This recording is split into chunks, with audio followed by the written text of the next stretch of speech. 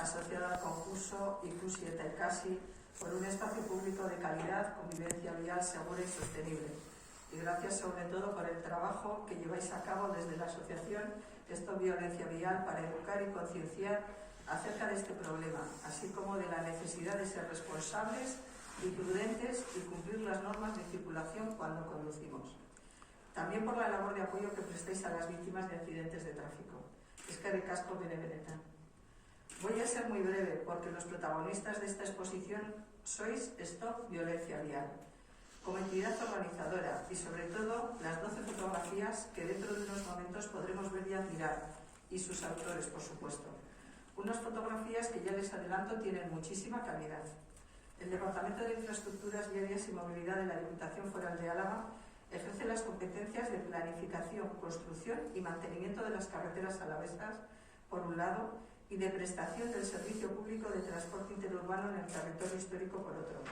Y las prioridades de nuestras políticas en ambas áreas de gestión coinciden exactamente con los objetivos de la iniciativa Ikusi eta Ikasi, primero como concurso y ahora en formato exposición. Nuestra primera prioridad es la seguridad vial. Trabajamos para que las carreteras alavesas sean lo más seguras posibles mediante proyectos que mejoran trazados, suprimen cruces, curvas peligrosas, eliminan cambios de rasante y acondicionamos travesías urbanas. Pero, como decía antes, necesitamos de la complicidad de las personas conductoras en forma de prudencia y respeto a las normas de circulación. Nuestra segunda prioridad es la movilidad sostenible.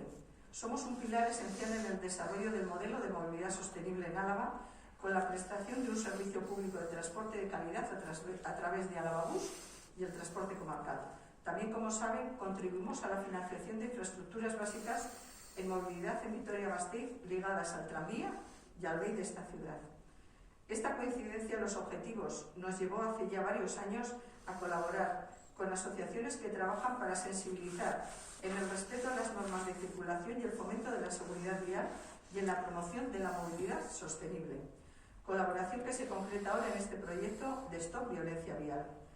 Termino y luego, como empecé, reconociendo a la asociación Stop Violencia Vial su trabajo y su compromiso social y deseando, por supuesto, mucho éxito en esta muestra que acaba de iniciar su recorrido hace unas semanas.